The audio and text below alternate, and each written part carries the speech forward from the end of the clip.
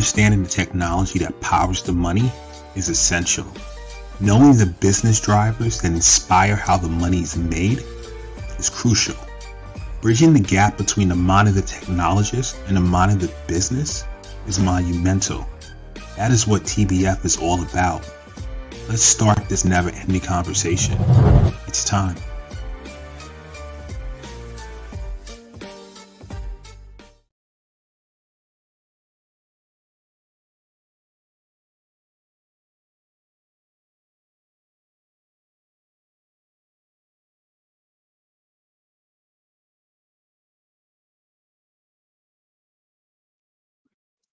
Friday. Welcome to another episode of the Tech Behind FinTech. I am your host, Namdi Uswagu.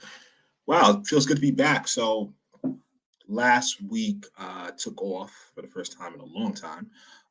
But it feels really good to be back. Today's topic, what we're going to talk about, is understanding the software bill of materials. If you don't know what that is, you're about to find out. Like all our episodes, when we do solo shows, we're going to get into some news topics. Cover two things that I found interesting, and then we're going to jump into the main topic of the day. Let's get on with some housekeeping things. We are streaming live from Facebook, LinkedIn, YouTube, and Twitch. We also have another stream going from Instagram. If you are on IG, feel free to ask a question, but if you go to the Tech Behind FinTech and click on one of the links to YouTube, LinkedIn, or Facebook, you can be part of the episode, and we'll add you into the stream. For all others, you can feel free to comment, list your questions, provide some insights, and so forth. It's making a more dynamic show. Yes, so let's get on with it. We have a lot to cover today, so let me just get organized, and we will jump into it. Pretty excited. Okay, where do we start? So we're going to start with some interesting articles. Let me pull that up. All right, first article. Wealthy Russian with Kremlin ties gets 9 years in prison for hacking an insider trading scheme. So what's this story about, right? A wealthy Russian businessman with ties to the Kremlin was sentenced on Thursday in the U.S. to 9 years in prison for his role in a nearly $100 million stock market cheating scheme that relied on secret earnings information stolen through hacking of U.S. computer networks. So essentially, these guys hacked companies like Microsoft, Tesla, and so forth, got their earnings information early, and used that to trade stocks and made $100 million. This particular individual, Clyde Klushin, his name is 42. He pocketed 33 million from this scheme. So obviously in Russia, there's no extradition. So how was he captured? Essentially, on his way to took a private jet to Switzerland. It was going to take a helicopter to go to a ski resort, and at that point, he was captured and extradited to the U.S. So after his 9-year sentence, he'll be deported back to Russia. Prosecutors had sought for 14 years in prison, saying a stiff punishment was crucial to send a message to overseas criminals. Assistant U.S. Attorney Seth Kosto told the judge that Klushin has accepted no responsibility for his crimes, and that once he serves his sentence, he'll return to Russia. Found that really interesting. Just the layers, right? So it was first hacking, right? Going on that route, but then really just for information and data, then using information and data in the stock market to trade probably options and different things like that, making 100 million from that. So it was just the various layers. What I found interesting. Next news article. All right, so Texas paid Bitcoin miner Riot 31.7 million in electric credits to shut down during a heat wave in August. So this is so get this, right? So during the crypto boom of 2021, Riot Platforms is raking in cash from Bitcoin mining. The company, I think, what did they say? During their revenue soared almost 8,000% in 2021 from a booming demand in Bitcoin. The crypto market reversed in 2022, leading to a net loss of over 500 million for the year. In the latest quarter, the company lost 27.7 million. So there was a heat wave in August in Texas. The Electric Reliability Council of Texas, or ERCOT, they essentially paid Riot 31.7 million in energy credits, basically to reduce their consumption during the heat wave. So here's from the CEO of Riot: August was a landmark month for Riot in showcasing the benefits of our unique power strategy. Jason Less, CEO of Riot, said in the company's press release, the effects of these credits significantly lower Riot's cost to mine Bitcoin and are a key element in making Riot one of the lowest cost producers of Bitcoin in the industry. I don't know. What I find interesting about this is they're making more money on credits to stop consuming electricity than they actually are from Bitcoin. Pretty interesting. But the other side of it, right? ERCOT has historically struggled with fluctuating energy prices and sporadic service, so it strikes deals with flexible energy providers like crypto miners. The agency also counts on Bitcoin miners to soak up excess power when there's too much supply, keeping prices in check. So I guess there's a balance, but for right now, it looks like Riot is getting the better end of that stick and due to the current market. I know we had a show I would say a year or two ago. I get it mixed up because we're at like 141 episodes right now. But in one of our earlier shows, we definitely talked about the Bitcoin energy consumption and so forth. So let's now get into our main topic of the day: understanding the basics of software bill of materials. So I found this topic interesting. I attended a webinar this week, actually yesterday, and I was like, oh wow. It's on SBOMs. I've been talking about SBOMs for a while because really passionate about DevSecOps, and I feel that's a part of it, right? Understanding what are your open source materials and things of that nature. So we're going to get into what all that means, but first, before jumping into understanding the basics of software bill of materials, we're going to talk about something that most people are already familiar with. Oh, you know what? Something on Instagram I have to do. I'm not sharing on the wrong platform. That's why I'm like, why are people joining?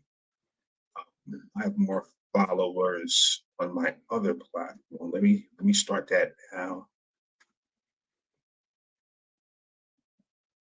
Give me a second. Some housekeeping stuff we have to do.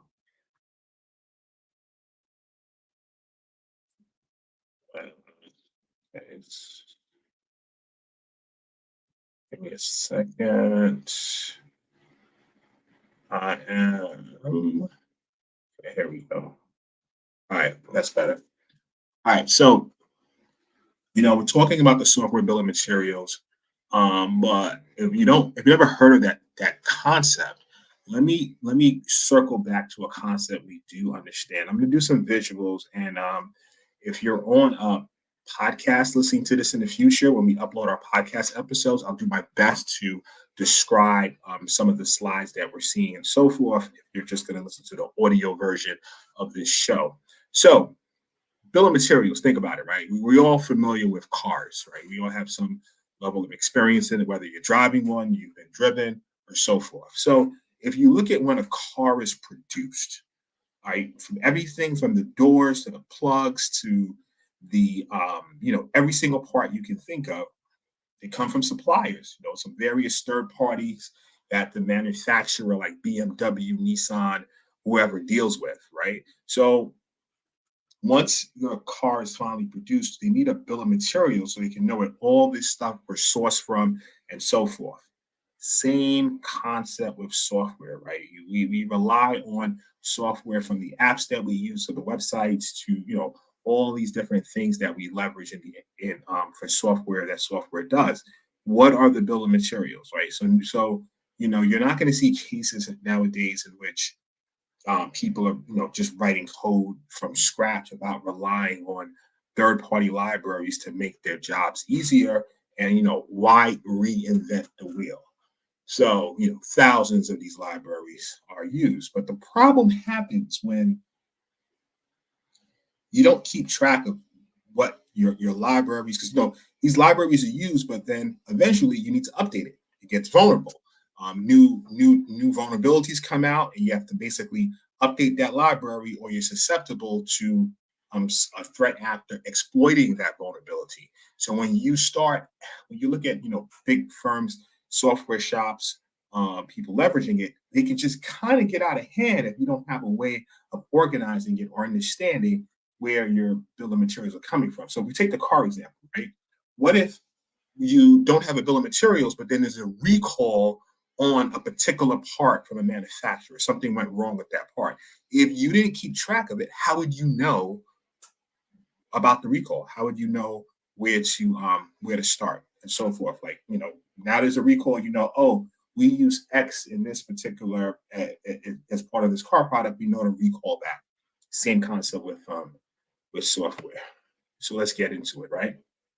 So what is an SBOM? Stands for Software Bill of Materials, a comprehensive inventory list of all the software components and dependencies that make up a particular software application or system, right? So you think about like a detailed recipe that outlines all the ingredients used in the dish, but we use the car example, and that's basically what we use for software development.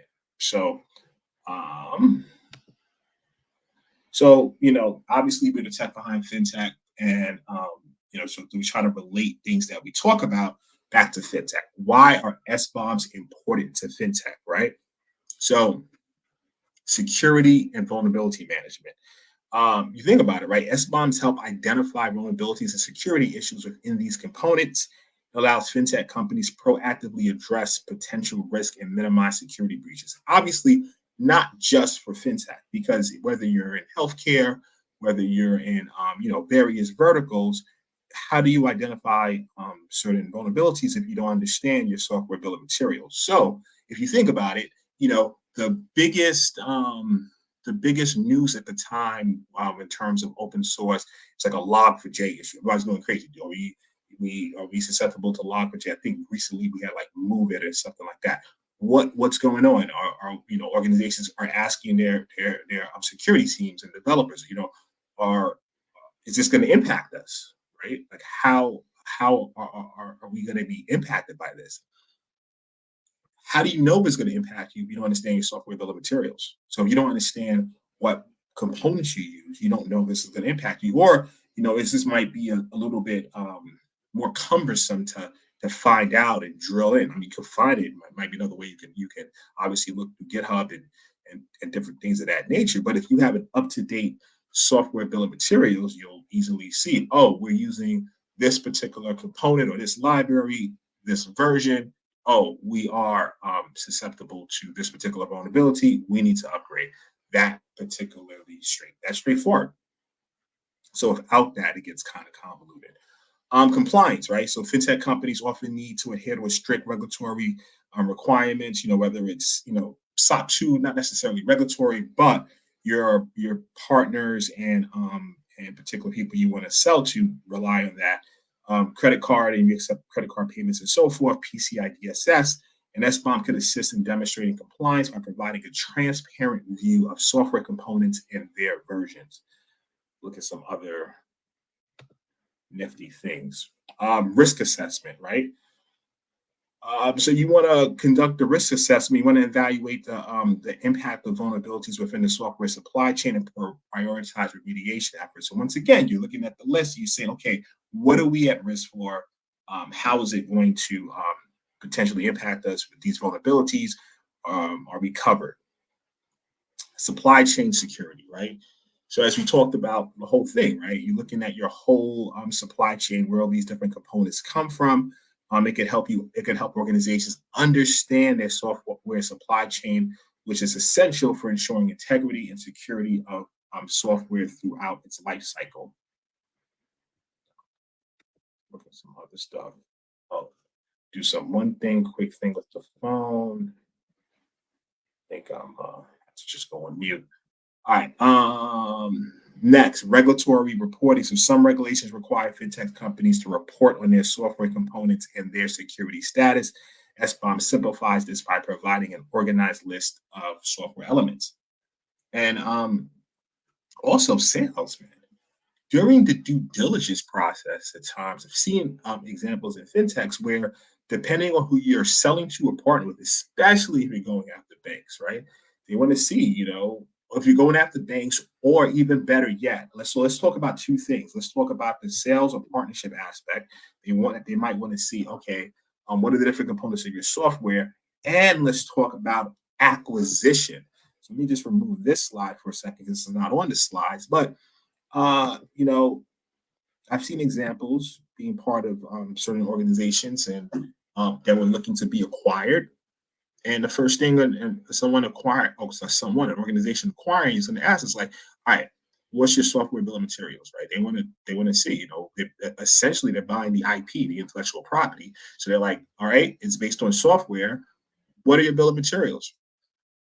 You don't want to look confused when they ask you that and say, "Oh, I don't know," right? You want to have a system in place that you are actively producing this, actively keeping this thing current. So if requested, you can just say, "Okay, here are our bill of materials," and then you can go from there. So it is definitely something that is a good look for fintechs to have, and obviously well, look, not just fintechs, right? I mean, even though the show is the tech behind fintech, it is a good thing if you build software, have your software bill of materials. Right? Let's move on and talk about, what does it all mean? Like, what are the different components of the software bill of materials, right? So you have the component name, right? The name of that, which includes libraries, frameworks, modules, and other building blocks. Wait, okay, yeah. So boom. On the top level, you have the software application information, general information about the software application, its name, version, and description, list of components, right? And you have, all the software components needed, the component name, the version, description, license information. Even though you're using open source, and technically open source is free, with certain components you use, they may have certain restrictions saying, hey, you can use it, but only in this capacity. And if you are to sell this software, you can't. You have to read the license rules. So I know that there's different products on the market that will show you, in your SBOM and so forth, the license requirements. So then you could have access. You can provide that access to your legal team to just make sure you are adhering to their requirements. You will be in breach of something, and cause an issue down the line. So, origin, the source from which the component was obtained, such as repository or vendor. Dependencies is another part of the component. So it includes information about the dependencies between components. This shows how different components rely on each other to function correctly. This is an excellent point, right? So you think about it, right? The same way you're using various components or libraries that you rely on use other libraries. So you can kind of see the chain reaction here.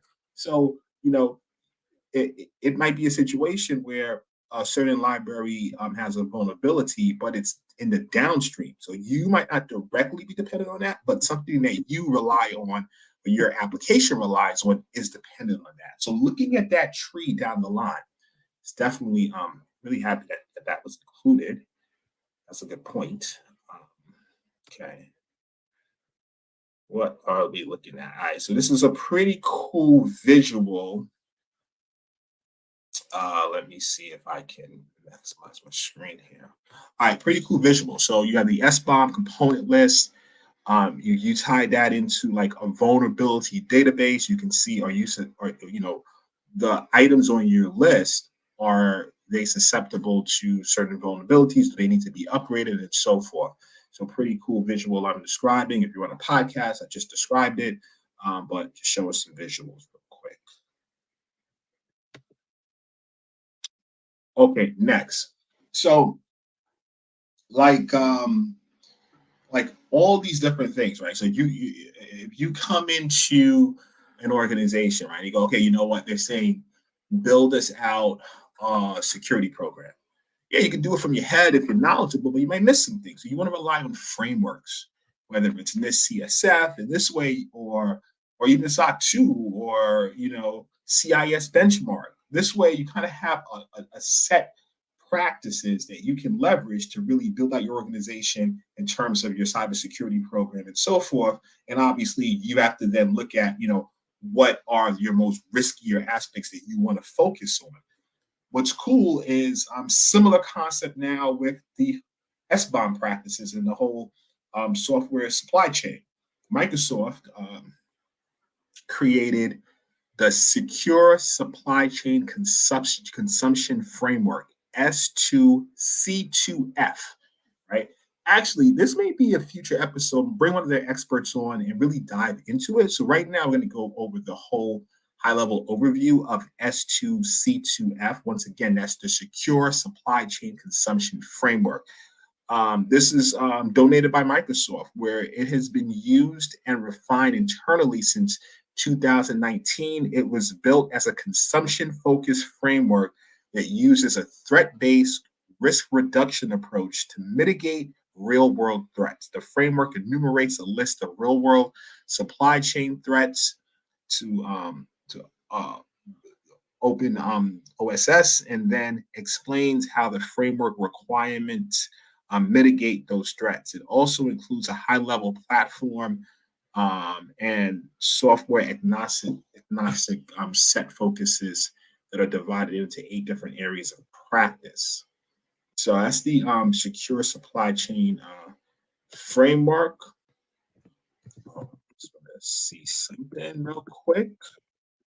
You can get dynamic. Yeah, open source software. Let me go back to my screen. So yeah, pretty cool, right? I haven't dived deep into it. Just kind of got the overview recently, but well, we went fast there. Let's let's um, let's look at some of the components, right? So they have 8 practices. They have ingest, inventory, update, enforce, audit, scan, rebuild, fix, and upstream. Um, and in this particular S2C2F framework, they have 4 levels of maturity. Webinar attended, they said the 4th one really people get to that level, but even if you just understand going through levels 1 and 2, you could can really help stabilize your environment in terms of your software supply chain and your SBOM. So minimum open source software governance program. That's level 1. Use package managers, a local copy of artifacts, scan with known vulnerabilities, scan for software licenses, inventory your open source software, manual open source software updates. So that's like minimum, right? And a lot of, in looking at the minimum, I've been a part of, I've seen these minimums not even practiced in terms of, package managers and a local copy of the artifacts being used and so forth. And also, consistently scanning and stuff like that. They have open source tools that you can like start the scan process with, and add it to your GitHub Actions. That could be another show. Like I know you have open source dependency tracker, something I used, and that was put out by what's the name? Why is his name escaping me?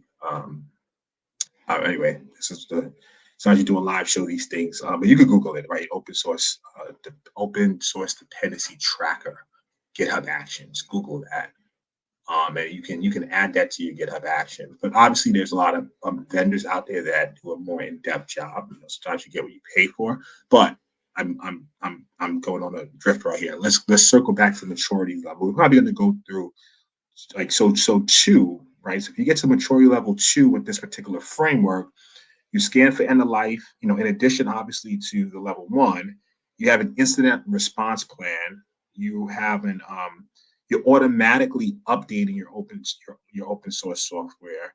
You're being alerted on vulnerabilities at PR time. So PR time when you're in GitHub and you're doing a pull request, you're auditing that consumption. Audit that consumption is through the approved ingestion method. You validate integrity of your open source software. You secure package source file configuration.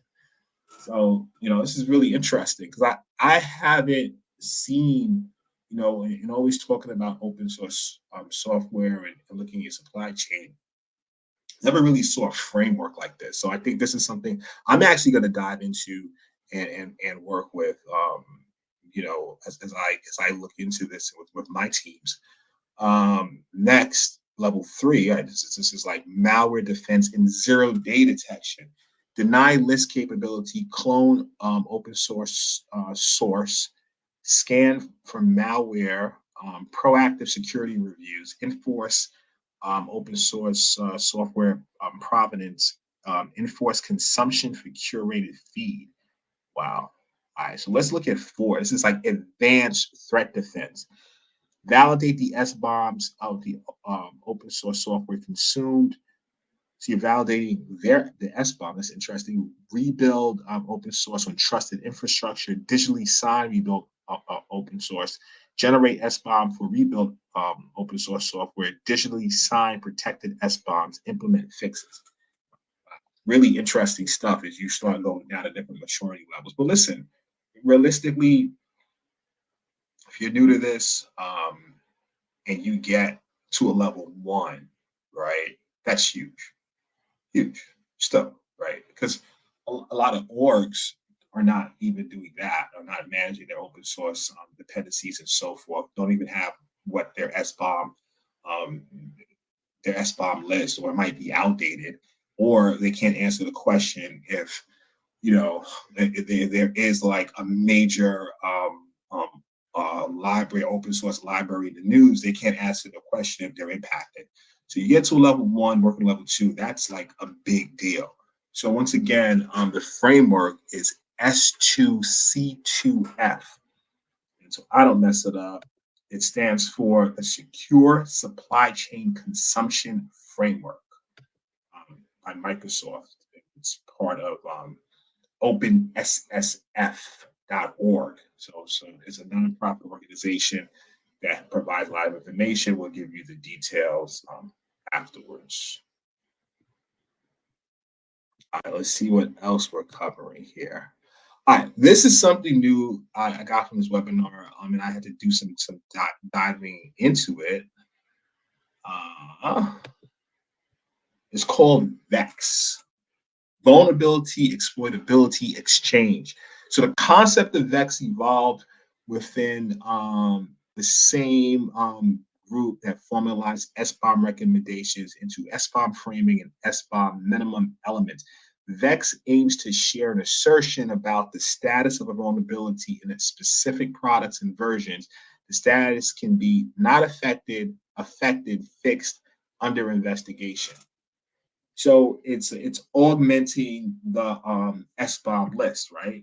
So it's pretty cool in the sense that, so this whole vulnerability, exploitability exchange, you add it, or it connects to your, in theory, right? It integrates with SBOM. So an analogy that from one of the blogs on OpenSSF, they say, first, SBOM turns on all relevant lights, and VEX turns off all the unnecessary ones.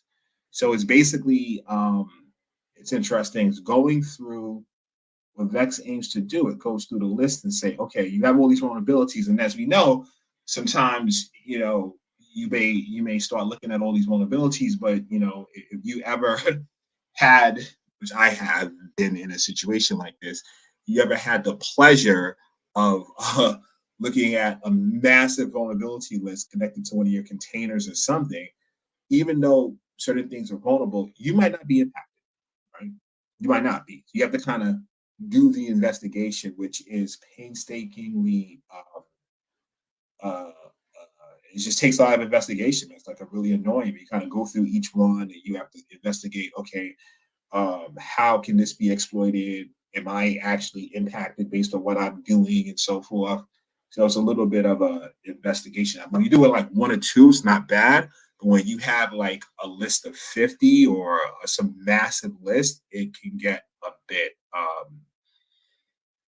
yeah, could get a bit I don't know if annoying is the word, but it's just you have to exercise a lot of patience there. So what Vex aims to do, as the analogy said, right, SBOM is saying, okay, here are all your vulnerabilities, and then now you're adding these Vex details to say, okay, well, I'm not affected by this one. Okay, this one's in progress and triage, or this is not, or this is actually impacting us. So it's giving a little bit more clarity to eliminate the noise. Pretty interesting stuff. Once again, I think I want to have a show in the future. I'm going to look into some of the guys. One in particular that was on this webinar I went to. He's a really informative Microsoft guy, and they came out with the S2C2F. If I'm saying it correctly. I like to have them on it, man, and really dive into this stuff. You know, but this stuff fascinates me. I think it's interesting. I think it impacts. Like I said, it's not just like one vertical. You need this in healthcare, fintech. We talk about fintech, but in being in these situations in fintech organizations and working on the DevSecOps side and management side, I see the need for these types of things, especially when you don't have like a big budget. That's what gets you sometimes. Like, let me put this thing off. Sometimes you don't have like a huge budget, so you're trying to like scrape together all these open source tools and to still accomplish your goals, right? You still want to be secure. You still want to put out, you know, reliable, right, product. What's this? What's the whole CIA triad, right? Confidentiality, integrity, availability. You want to have those things in place for your applications, but most of your budget's going on building the thing. Next part of the budget's going on marketing. The other part's going on sales. And sometimes security falls by the wayside, right? But no excuse. Management will still say, listen, in order for us to actually complete the sale, because security tends to fall on the wayside until due diligence. Then security becomes like the most important thing since sliced bread, because it's like, well, we can't get this sale unless we pass this due diligence. And then you have to kind of go through that whole process and prove to your buyer, prove to your partner that you are secure. And how do you do that if you never focused on security prior?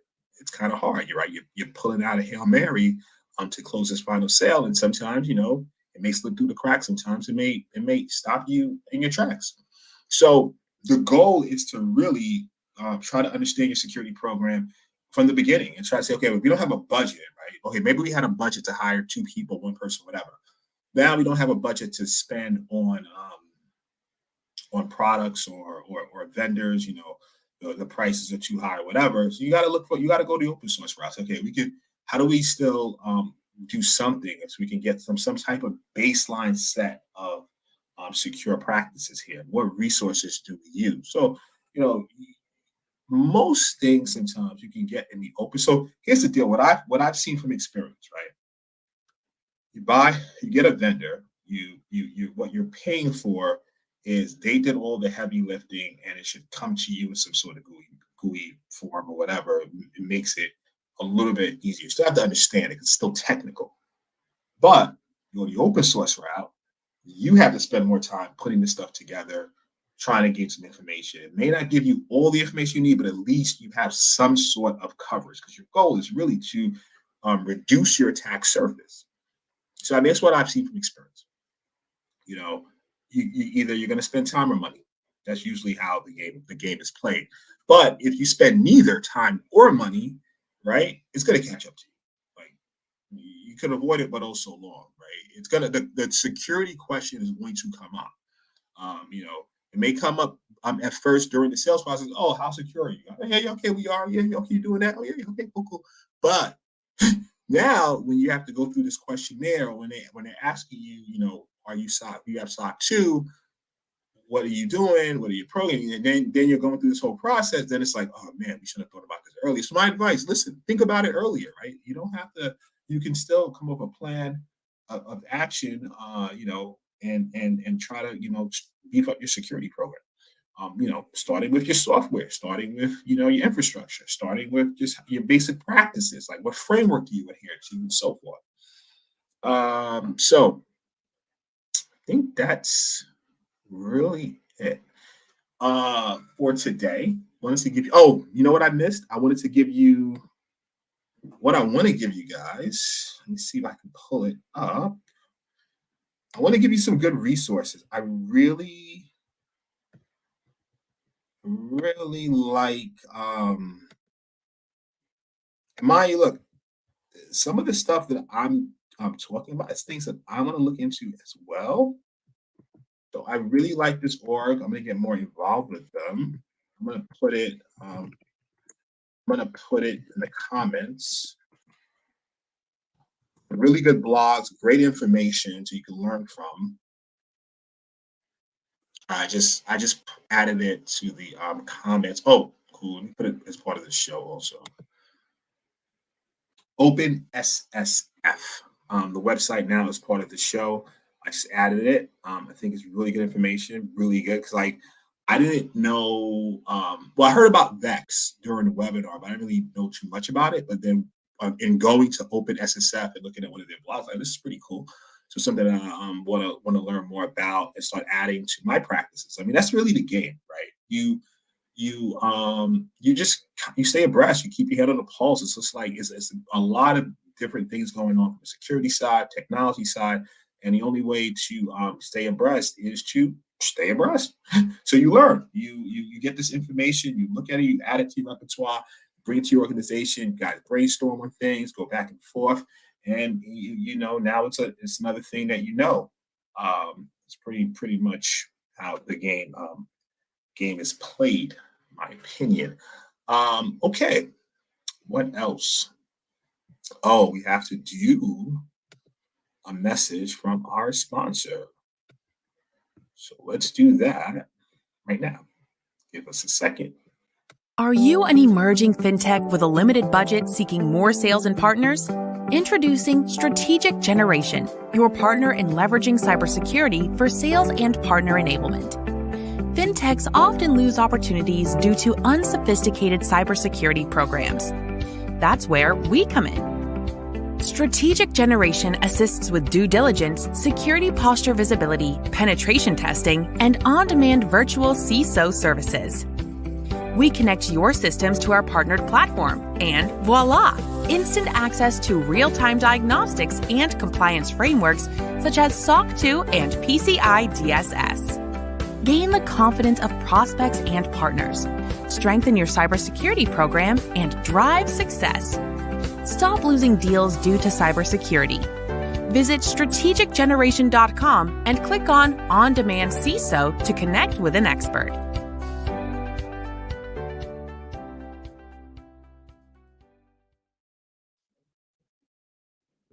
Thank you. That's a message from our sponsor.